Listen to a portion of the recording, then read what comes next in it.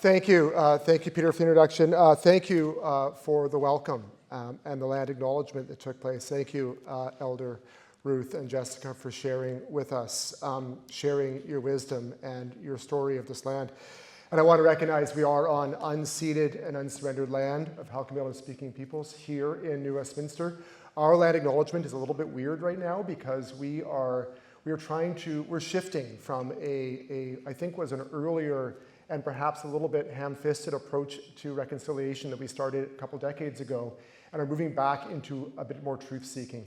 I think that we spent a long time as a city thinking we were doing reconciliation when we hadn't taken the time to find out the truth of the history of this land. And so we are doing work right now, reaching out to the host nations, people who have ancestral ties to this land, and talking to them about how we need to acknowledge this land in a better place. So we're in a bit of a holding pattern. And New Westminster is a strange place to do this. We are older than the province. The colonial experiment in British Columbia began here in New Westminster. And so we have a deeper history to reconcile with than I think perhaps most cities. And I want people maybe in this room to think about the colonialist journey was about transportation. The reason why this city is here, the reason why this happened was because this river was here, was because a transportation route that existed for millennia had to be taken over by other interests in order to move things through a port and in order to move goods out to other places that were the root of the colony. So it's a transportation story. It's all stories, but I just want us all to take time to think about that. And thank you again for sharing with us. Every time we listen, we learn a little bit more, so thank you. So yeah, I want to thank you for the introduction.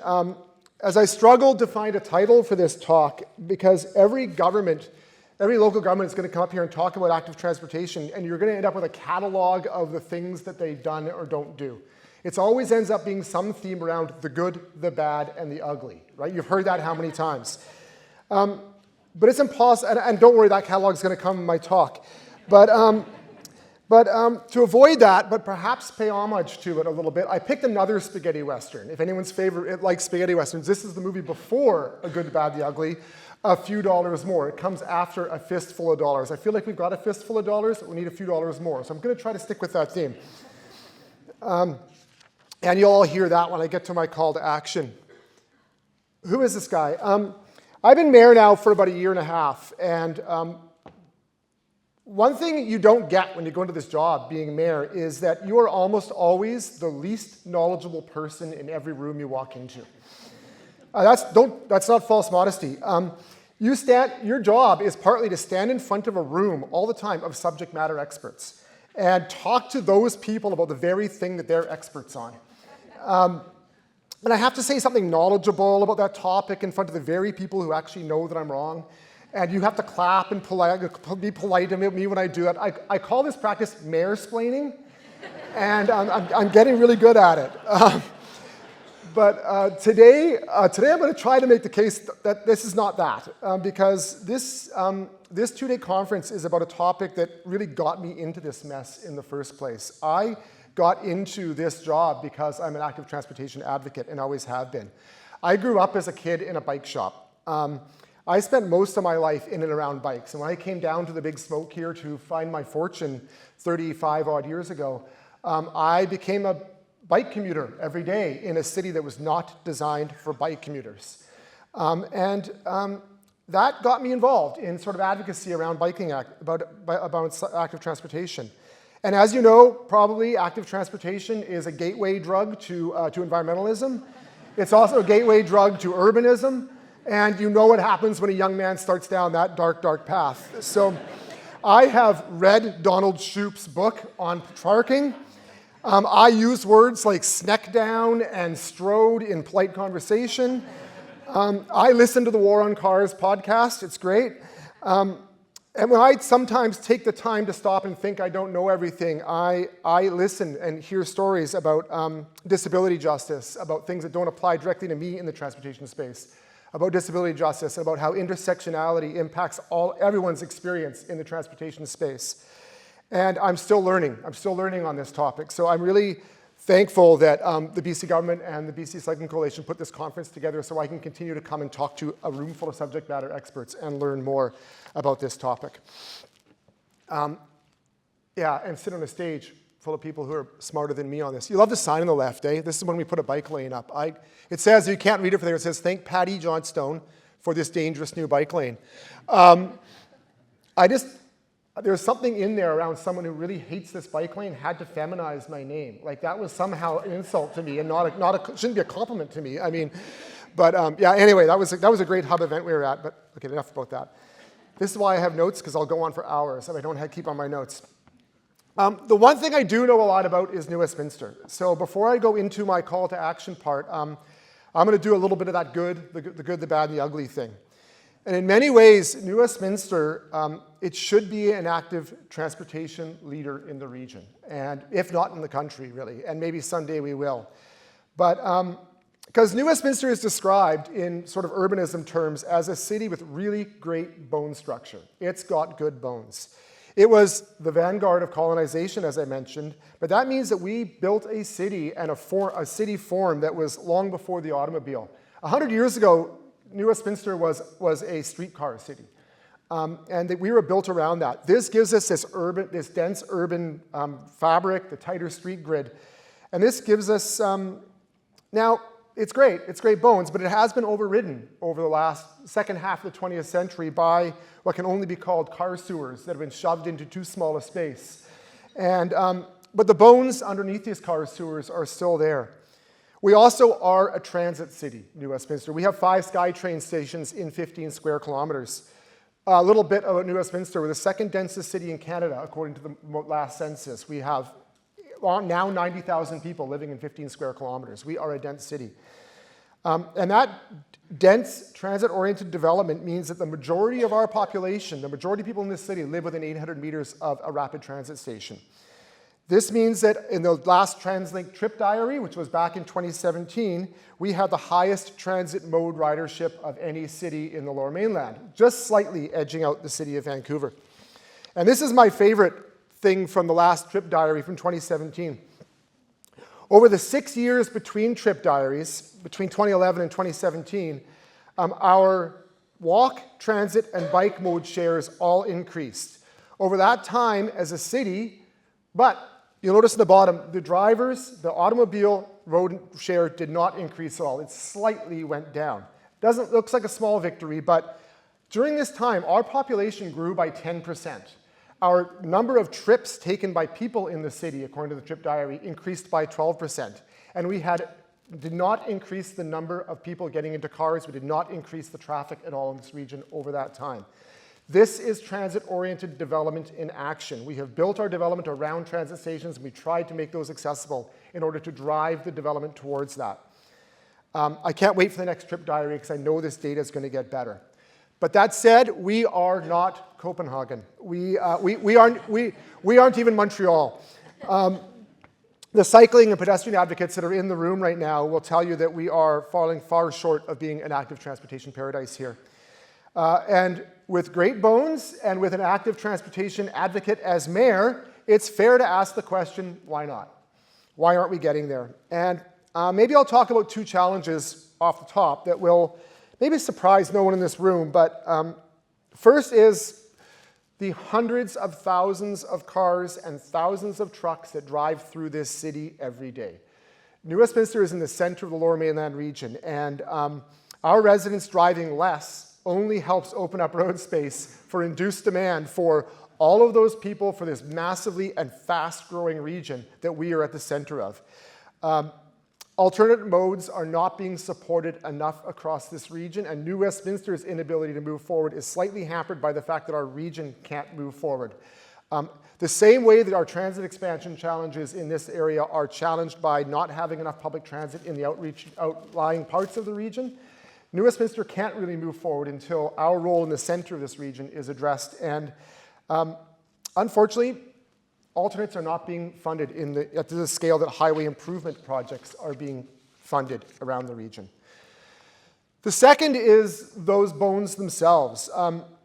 when we start digging in this city, we are digging into a very old piece of infrastructure. This city is 160 years old. Not an old time in the history of the Tsawwassen people, an old time for the kind of infrastructure that we build here. There are no greenfields in New Westminster. Every time we build something in New West, we need to take something down and take something away. Every time we add a sidewalk, we add green space, we add a bike lane, something has to be taken away. Now that can be car space and parking, not a problem. That's just a political problem. I can deal with that. The real problem is that restoring transportation space in New West is like restoring one of these old Victorian houses you'll see up in Queen's Park, in our neighborhood of Queen's Park. You never know what you're going to find until you start to take the plaster off the wall. And every water line, every sewer line, every fiber optic line, every electrical, every piece of pipe or wire that runs through Metro Vancouver runs through the city of New Westminster. And we have a single block uptown, the 7th Ave bikeway. We've got a block of bike lane we have not been able to get built in 5 years because there's a Metro Vancouver water line underneath that needs to be replaced. And there's no point putting it down when it's all going to get torn up. We are waiting years for that water line to get replaced so we can just fix this one block. That happens in every block in New Westminster. We just run into these challenges of infrastructure impacts every time we try to build something new. And I know this sounds like an excuse. It's not. It's just an explanation. And it's just a reality of what we face. Not at all unique to our city, but it's really felt here.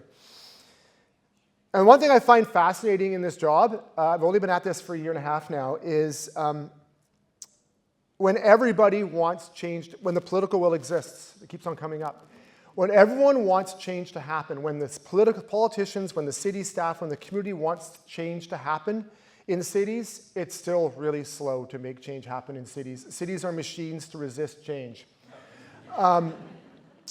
Now, there might be a good, I'll make a defense of it. There's a reason for that. Cities provide water, sewer, fire, police, things that keep people alive. And we shouldn't mess with those things willy-nilly, right? That's important stuff. There's a reason why we have an institutional idea that we need to protect what we have because we're keeping people alive.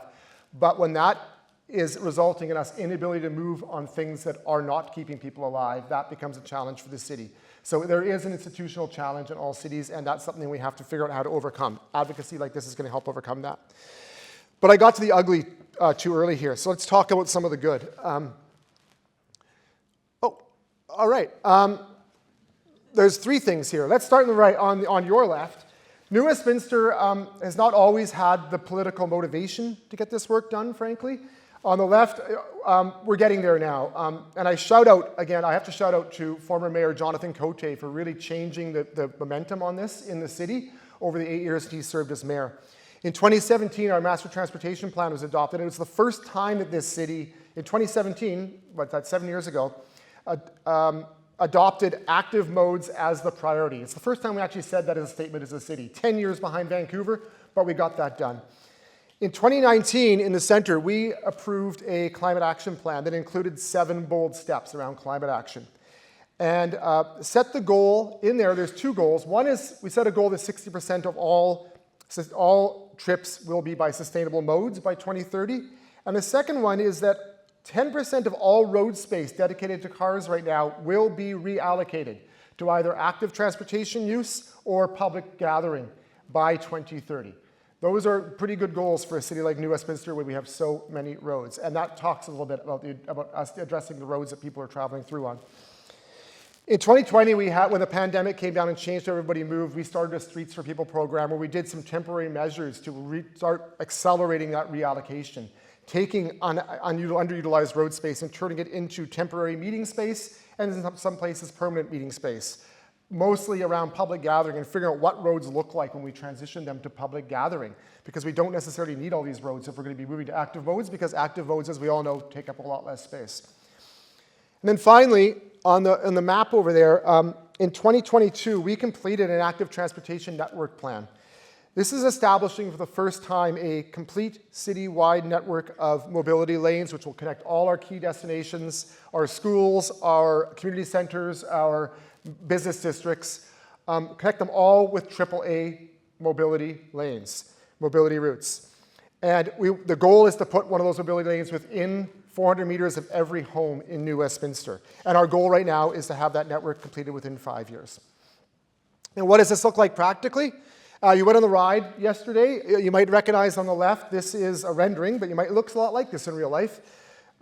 This is the Agnes Greenway. This is our Cadillac. No, wait, I'm in a bike route. Our Pinarello Prince, our Colnago, our Radwagon 5. I don't know what you call it. What is this is our best version of a cycling greenway. It was only possible through a $2 million grant from TransLink and a $500,000 grant from the province's Active Transportation Funding Program, infrastructure grant. Fully separated two-way routes with a nice solid buffer, really well-engineered intersections at all the crossings. But it also is more than that. It's got great green space. There's a little area where there's a dog play area, there's meeting spaces, there's benches. It's actually taken this really ugly road in the middle of a dense downtown area and turned it into sort of a linear green space where people can use it in a different way. It is beautiful. It provides a nice low gradient connection between downtown and the new Patillo Bridge, which is going to be built with active transportation connections. It's past the elementary school. It works really great.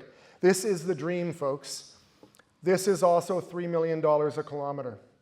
Our active transportation plan is looking at more than 35 kilometers of active transportation routes. We can't do this everywhere. This is the dream, but we don't have the money in Westminster to do this everywhere. One thing we have been successful on the right side in the short term is rapid development of really small improvements in the city. We've been using small, cheap, light resources and easily movable materials in order to make quick changes to areas where there's conflict areas around schools, areas where we want to do a little bit of quick traffic calming. We just do it like this, paint and bollards. It costs us a couple of $100 or a couple of $1,000 to do this treatment. It doesn't look great right now. I know what you're looking. You're a little disappointed by this. The idea of it, though, is this is better than public consultation. This allows us to put it in place, get people to understand what the geometry is like. It allows us to make quick changes to it if it doesn't really work, if we get the geometry wrong. It also allows us to put it out really quickly, start reallocating that road space, that before we spend the tens or hundreds of thousands of dollars that's going to cost for us to do curb and gutter and concrete and do all the permanent changes around here, we can try the cheap thing, see if it works. If it works, then we can invest in the big money and do the proper change. And we've been rolling those out around the city. And that's an opportunity for a small city like us with not a lot of resources to do some quick, cheap stuff and find out what it works. And this is way better than lines on the map when you get the public consultation. When people are complaining to us about changes that make active transportation safer, and we do get complaints from people, believe it or not in this room, from people who are complaining when we try to make active transportation safer. We can point at this and say, well, we're trying to work it out. We're going to see if it works, and if it works really well, we'll make it permanent. It does help with the public consultation process. Public consultation by plastic bollard. I encourage it. I want to call out attention here, and this is maybe a third part. And we're feeling this tension with traditional users. And again, I don't mean drivers and car parkers. Again, political problem, I can take that. I mean pedestrians. We can't build an active transportation network that takes mobility away from pedestrians. The tension between design that works best for pedestrians and design that works best for people on bikes and especially new e-mobility forms is not an insignificant engineering challenge. It is hard. And it's also an education challenge. And I call out this group, which is predominantly cyclists and e-mobility type folks. I'm going to call out this community to own that responsibility. Just as we on bikes are angry about have the interactions we have with drivers on the road, even though 90% of the drivers on the road treat us with courtesy, we're angry at that 10% who don't. We are the SUVs and the Dodge Hellcats of the multi-use path. Okay? And I want us to recognize that, and we are responsible for the impact and the safety and comfort of people who are using those spaces with us. And I don't have a quick answer for this. This is work we have to do. We need to be talking to our own about this and not expect the pedestrian advocates in the room to take that burden on.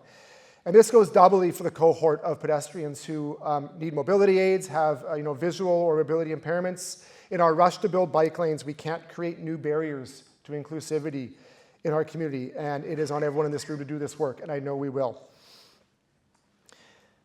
Okay, it seems I'm on to the call to action part of the meeting, of the talk here. So, and I know there's a lot of people here from the province today, and I want to thank, again, before I start into this next part, I want to thank the Ministry of Transportation Infrastructure for bringing us all together here and for the work you do to support active transportation.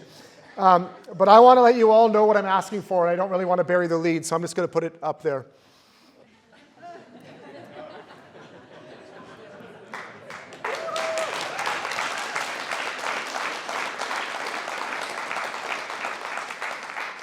I know it's an election year. Everyone's asking the province for money. And $3 billion looks like a really big number, but hear me out. Hear me out. Last year at UBCM, the Union of British Columbia Municipalities, the meeting we have every year of all the local government elected folks get together and hobnob and talk to the province and try to figure out problems. We had an active transportation network at the end of that. The Ministry of Transportation was well represented at it. And sort of at the end of that workshop, a bunch of us were sitting around, and as a bit of a conversation starter, the MOTI staff sort of asked us, what does it look like for the province to support active transportation in your community? A really simple answer. And my comment was that they spend just as much on it province-wide as they do on a single highway expansion project. That's what it looks like to support us. And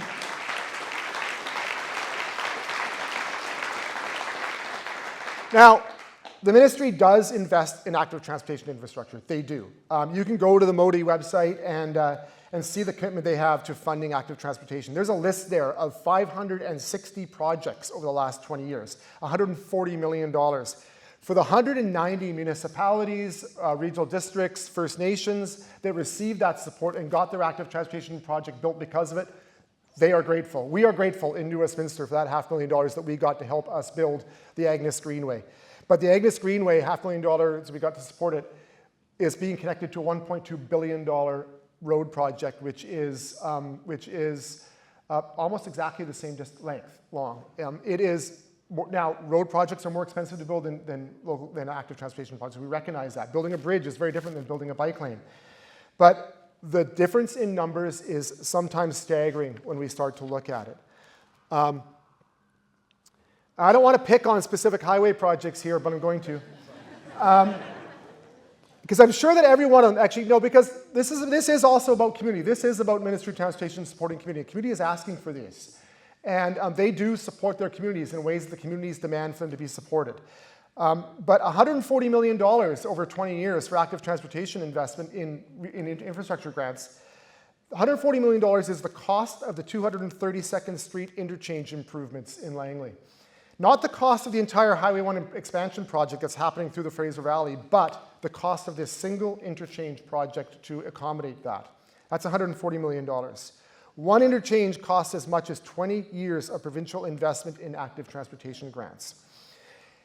And again, not the only investment the Ministry of Transportation makes in infrastructure grants. And I'm going to defend the good work they're doing. They're on the right track on this. It used to be, it was $7 million a year on average over the last 20 years. It was $24 million last year. This number is going up. It's going in the right direction. The Ministry of Transportation is trending in the right direction on infrastructure grants.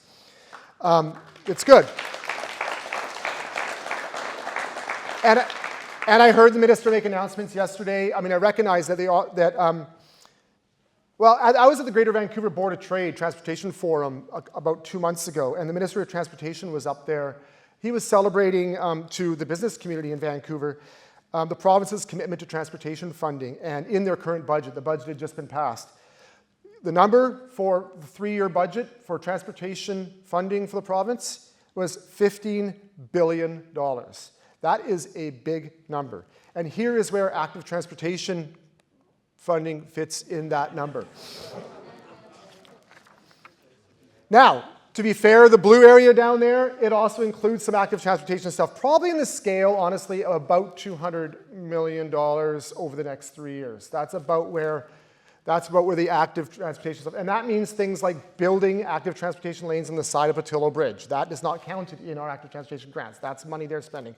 Things like those little green signs you see every 500 meters on the South Fraser Perimeter Road telling you that it's a bike route, things like that. That money is being spent. But I don't think this number, when we look at it like this, looks like they're really deeply supporting local government investment in active transportation. I think this does. $300 million a year over the next 10 years. This is not an arbitrary number. This is a number based on several factors, I'll keep them short because I'm already too long up here. $150 million is what Translink asked for in its Access for Everyone plan, and its plan to bring active transportation funding, $150 million a year for the Lower Mainland, for the Metro Vancouver region. I think it's pretty fair to double that when you're talking about expanding this across the entire province. $300 million seems appropriate in that scale. This is also the number that Metro Vancouver has a Climate Action Committee, and they took a bunch of motions to UBCM to ask the province to advocate to the province for funding for climate actions. And one of the things they asked for was $300 million a year for active transportation funding, recognizing that was what the need was, that Metro Vancouver saw as the need province-wide. This is 6% of the Modi capital budget over the next 3 years. And when you say it like that, 6% doesn't seem like that much. Only in the context of transportation infrastructure investment can you say $3 billion is only a few dollars more. So that's the cost side, but let's talk about the investment. Let's talk about what we could actually deliver if what local governments could deliver if they had easy access to active transportation funding at this scale, with only 6%, I remind you, of the Modi budget. Now, I don't want to design the entire program here. Again, dumbest guy in the room. I'm subject matter experts. You guys figure this out. But if you gave this money to the cities, you gave it to the cities just allocated based on population, that's $530 per person. Over a decade, that would mean $47 million for my city, for New Westminster. That is my active transportation network plan built. It is that built, completed in a decade, and enough money left over for me to do a whole bunch of pedestrian improvements, sidewalk improvements, a whole bunch of work besides that. That is this built and done. We're done. One tiny trick and we are done.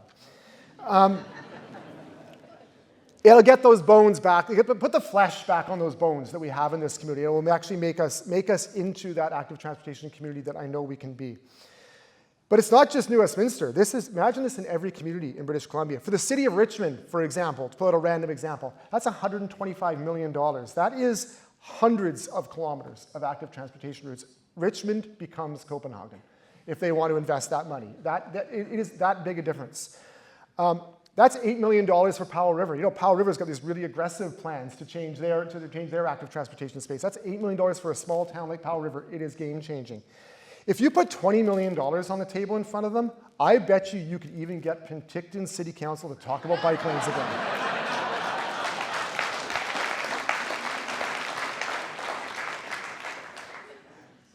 And what does the province get out of this investment? The answer is simply their Clean BC target realized. Their target in the Clean BC plan is for 25% VKT reduction, vehicles kilometer travel reduction, 25% reduction by 2030. And right now, the ministry has no tool to make this happen. Nothing in their toolbox is going to get them to this target. And in fact, right now in the province, in the region, we are trending in the opposite direction on this. We are not trending in the right direction on this. I'm going to argue they can only bend this curve and get close to the goal if they fund local governments to make active transportation happen in every community in the province. There's just no other way for them to get to what their own stated goals are. So again, not to pick on particular highway projects, but these are the traffic counts from the previous years, and I've projected to 2030 using Clean BC's goal on traffic impacts or traffic levels in the Massey Tunnel. They're going to spend more than $3 billion investing in this single traffic pinch point in this single community in British Columbia. And I don't need to tell you folks, if we do 25% VKT reduction, we don't need highway expansion anymore. The reason behind this freeway expansion project and others goes away. There are traffic counts, and as I said, there are traffic counts in the tunnel today. These are the best counts we have. 2030 brings it down to below what it was during that beautiful time during the pandemic when there were no traffic backups. at the tunnel. This is an opportunity cost that we have. This is how we can spend money in the province. I don't even have time to go into the bigger impacts.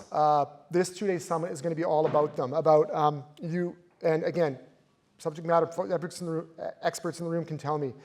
The cost savings on reducing freeway expansion is part of it, the health cost savings, the climate impacts, the quality of life improvements, the increased affordability. It all trickles down to an investment that this province can make in active transportation investment. And yeah, I mean, I can go on at length more about all of those, but again, I think that's enough mayor-splaining for today. I think you know what you need to do. I do thank you, though, for holding this meeting here in New Westminster and holding our feet to the fire so that we know that what we have to do to get active transportation. I apologize for the police truck that was parked in the bike lane out front today as we were all showing up. Police don't direct, or mayors don't direct police activities exactly, but I'm going to have a talk to the chief about that. Yes, I saw it. I'm frustrated by it. I took a picture of it. I'm sorry. We have work to do. I recognize that. But I thank you for bringing this here. I thank you for taking the time to listen to me rant about this. This is not... I thank the people at the Ministry of Transportation who are doing what they can to bring active transportation to the region and to the province. I'm not attacking them here. I'm attacking the people who aren't giving them enough money. Maybe that's the best way to think about it. And mostly, these are my contacts. Please contact me. Say something nice to me on social media, because no one ever says anything nice to me on social media. But yeah, please contact me. I love the fact that I'm surrounded by people who know this much better than I. Please get in touch with me. Tell me how I'm wrong, because I can't wait to hear about it. But other than that, have a great conference. Thank you for having me here. Thank you for holding this in New Westminster. And keep rolling, folks.